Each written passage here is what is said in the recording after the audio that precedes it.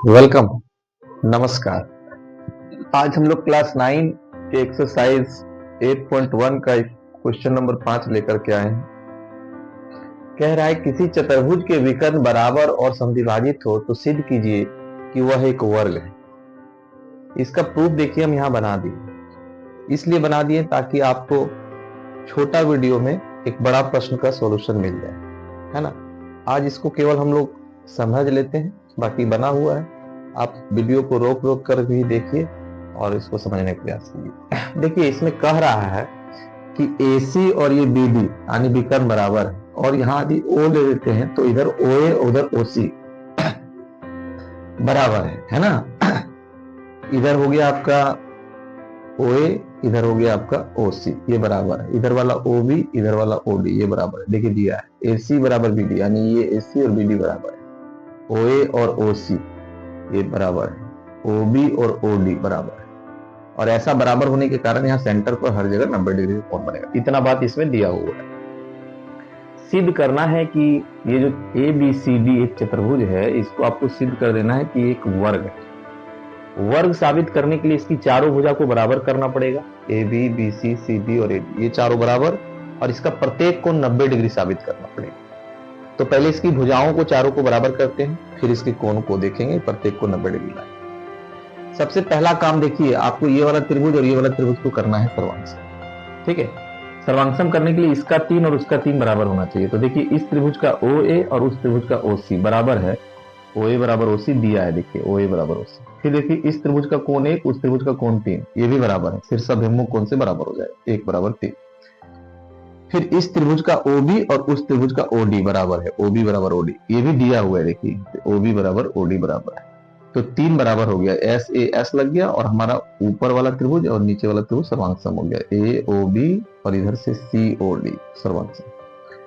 सर्वांगसम होने के कारण इसका संगत बराबर हो गया, ये वाला AB और ये वाला CD या DC बराबर है, तो हम AB बराबर CD लिखे। और कोण भी बराबर होगा। इस त्रिभुज का मान लीजिए यहाँ 5 है और यहाँ पे 6 है, ये बराबर होगा।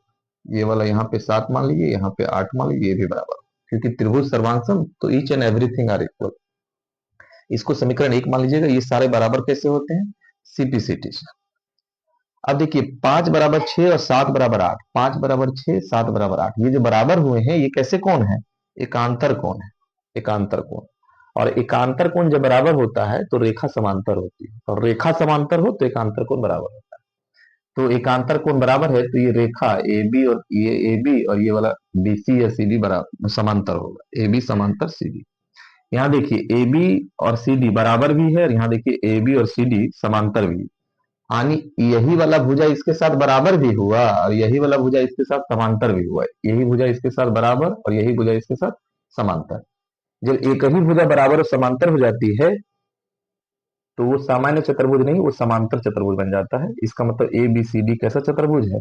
समांतर चतुर्भुज। समांतर चतुर्भुज होने के कारण इसका इधर वाला भुजा और इधर वाला भुजा भी बराबर और समांतर हो जाएगा, यानी ये वाला, यानी AD BC बराबर, AD और BC समांतर, ऐसा है। इतना काम करने के बाद आपको आना है, और जिस तरह से इसको सर्वांगसम आप किए थे उसी तरह से आपको इधर वाला और इधर वाला करना है सर्वांगसम। इधर वाला करना है सर्वांगसम, ध्यान दें। इधर वाला और इधर वाला कैसे सर्वांगसम होगा? इसमें भी 3 बराबर करना पड़ेगा। तो देखिए AOB इस त्रिभुज में और AOD ये दोनों त्रिभुज में चलना है। तो इस त्रिभुज का OA देखिए, OA जो भुजा है OA, ये वाला भुजा उस त्रिभुज में भी है और इस त्रिभुज में। इसका मतलब है कि ये दोनों त्रिभुज में है, तो OA बराबर OA, ऐसा उभयनिष्ठ से हम लोग लिख सकते हैं। और इस त्रिभुज का कोण 1 और उस त्रिभुज का कोण 3, 3 नहीं, इस त्रिभुज का कोण 1 और इस त्रिभुज में कोण 4 पड़ रहा है, 1 बराबर 4, ये प्रत्येक कोण 90 डिग्री होने के कारण। फिर इस त्रिभुज का OB और उस त्रिभुज का OD ये भी बराबर है, OB और OD बराबर है। तो त्रिभुज हो गया मेरा, ये दोनों त्रिभुज हो गया आपस में सर्वांगसम। अब जब ये त्रिभुज और ये त्रिभुज सर्वांगसम हो गया तो इसका AB और उस त्रिभुज का ये वाला AD ये क्या होगा? बराबर होगा, AB बराबर AD। इसको समीकरण 3 मान लीजिए। अब समीकरण 1, यहाँ समीकरण 2 और यहाँ समीकरण 3, इन तीनों से चारों भुजा बराबर हो जाता है। थोड़ा देख लीजिए, रोक लीजिए वीडियो को और बढ़िया से देख लीजिए। चारों भुजा बराबर, चारों भुजा बराबर होने का कतई मतलब ये नहीं है कि ये वर्ग साबित हो गया, ये सम चतुर्भुज हुआ। अब इसके चारों कोण को दिखाना है 90 डिग्री, तो सबको नहीं दिखाना है, केवल एक को दिखा दीजिएगा तो बाकी सब अपने हो जाएगा। इसके लिए आपको फिर एक त्रिभुज को करना पड़ेगा सर्वांग। कौन सा त्रिभुज? ए बी सी, एगो ए शीर्ष से और एगो बी शीर्ष से, बी ए डी, इसको दिखाइए सर्वांग। इस त्रिभुज में जब चलिएगा, देखिए यहाँ हम चल रहे हैं उस त्रिभुज में, ए बी सी उसमें देखिए ए बी, और बी ए डी उसमें भी देखिए ए बी, तो जो दोनों में रहता है ए बी बराबर ए बी, ये हो गया उभयनिष्ठ। ठीक है, फिर देखिए ए बी सी उसमें बी सी, और ए इधर से बी ए डी उसमें ए डी, यानी बी सी और ए डी बराबर है, क्योंकि समांतर चतुर्भुज का सम्मुख भुजा बराबर होता है, तो ये बराबर हो गया। फिर देखिए ए बी सी उसका ए सी और बी ए डी उसका बी डी, ये भी बराबर होगा, क्योंकि विकर्ण बराबर है, ऐसा यहाँ पे देखिए दिया हुआ है, दिया हुआ है। तो ये हमारा त्रिभुज ए बी सी और बी ए डी, ये त्रिभुज भी सर्वांगसम हो गया, क्योंकि इसकी तीनों भुजा आपस में क्या है, ट्रिपल एस वाला कंडीशन लग गया और त्रिभुज हो गया सर्वांगसम। तो हम ऐसा लिख सकते हैं ए बी सी उसका कोण बी और बी ए डी इसका कोण ए, ये दोनों बराबर है, यानी बी बराबर है, सीधा करके लिख दीजिए ए बराबर बी, कोण ए बराबर कोण बी। अब देखिए कोण ए प्लस कोण बी इक्वल टू 180 लिख सकते हैं, ये कोण ए और ये कोण बी को जोड़िएगा तो 180 आसन कोण से, समांतर चतुर्भुज के आसन कोण का मान संपूरक होता है, 180 होता है।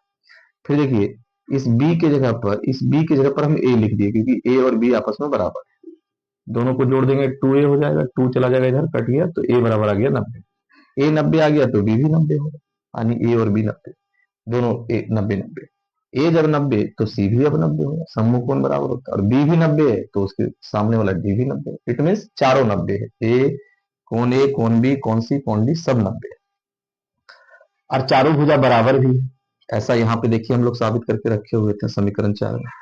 तो चारों कोण 90 है और चारों भुजा बराबर है, इसका मतलब ये क्या है, चतुर्भुज एक, चतुर्भुज एक वर्ण है। एक बार, दो बार देखिए स्पष्ट हो जाएगा दीदी। बहुत बहुत धन्यवाद।